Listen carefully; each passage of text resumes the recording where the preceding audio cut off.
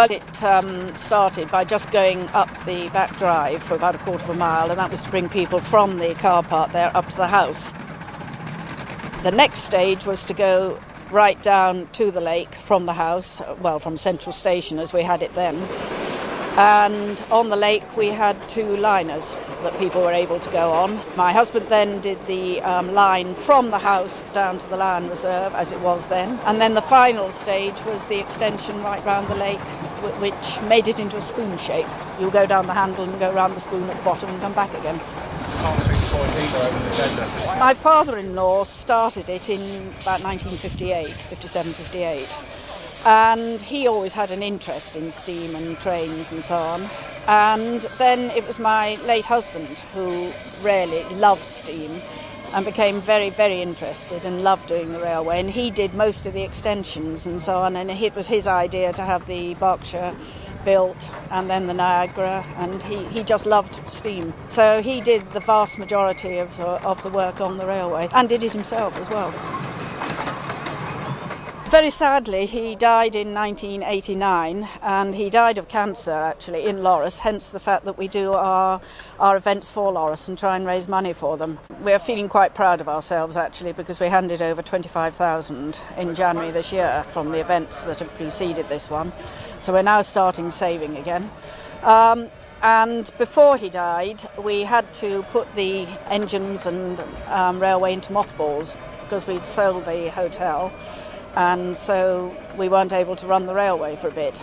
After he died, I realised that if I didn't do something, the railway was just going to decay, really. So we decided to try and get it out, and some friends started with me. And very gradually it grew and news spread. And then the Friends of the Stapleford Miniature Railway was formed. And so I've got these wonderful volunteers who come down every week in many cases, help me with the engines and the railway, and they actually did a wonderful job of rebuilding the tunnel because we had to pull that down because it wasn't totally safe at one point, and the volunteers rebuilt it, so it was something quite special actually.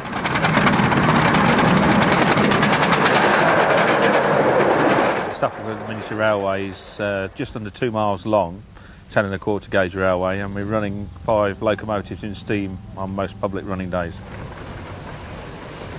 2 British locos, the Jubilee and the Great Western Railway Saint, both 460s.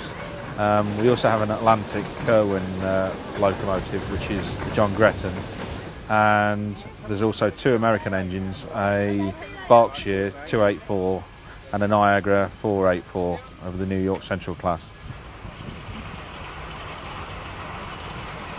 We pair the 2 British locomotives, the LMS Jubilee, which is a 3-cylinder 460, and the Great Western Railway Saint class locomotive, which again is a 460.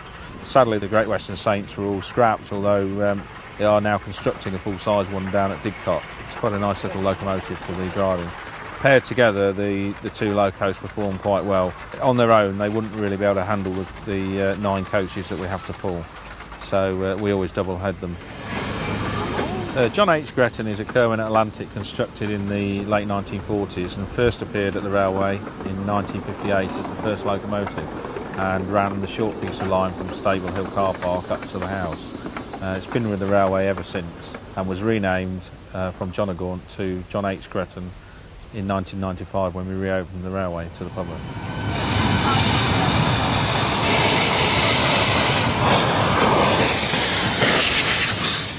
The nickel plate Berkshire has got quite a history to it. It was constructed for the railway actually at Stapleford Works as a commercial project by a couple of gentlemen, one of them who's still a member of the FSMR, and took 2 years to build and was, I believe, the first model locomotive to have a all-welded boiler. It's based on the Nickel Plate Road, which is the New York to St Louis railway. It's named a Berkshire class because it's a 284 wheel format, which was first used on locos hauling trains through the Berkshire Hills in America. The other American we have here is the New York Central class Niagara, which is a 484 locomotive, and that was constructed by one of our members, Mr. John Wilkes, over a period of about 30 years and came out onto the railway in the late 1990s. Obviously runs in tandem with the Berkshire on back-to-back trains, so very popular locomotives, especially with people from over the other side of the water who all want to come and see it. The Niagara class were all scrapped in America in the 1950s, so it's, to my knowledge, the largest replica of one of those locomotives. We have to cross the River Eye twice on quite heavy bridge crossings. We then have to go round a lake and then climb a 1 in 80 bank, which is about a quarter of a mile long, up through a replica tunnel of Primrose and Box Tunnel, and that brings you back into the station. So it's quite an exciting line to drive on.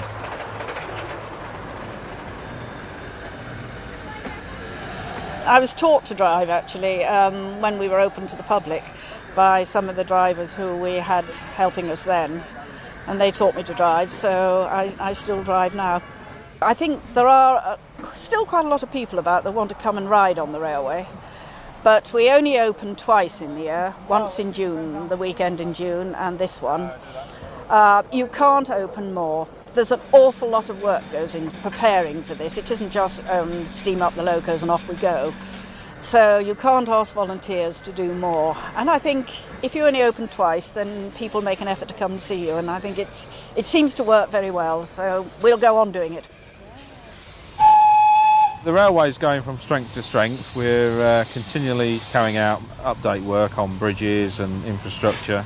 We have a new station which is going to be constructed over the winter of 2004, spring 2005, in preparation for next June's events, and that's based on the Settle station on the Settle and Carlisle Railway. There's also quite a few locomotives in the pipeline, both diesel and steam, which are under construction, so the next couple of years there'll be even more locomotives down here. It has been in the past, and whether it still is, probably one of the longer 10 1/4 gauge railways. And people have been here today and they've seen it, and they come back for the railway. And a lot of people coming back who've been here 30 years ago.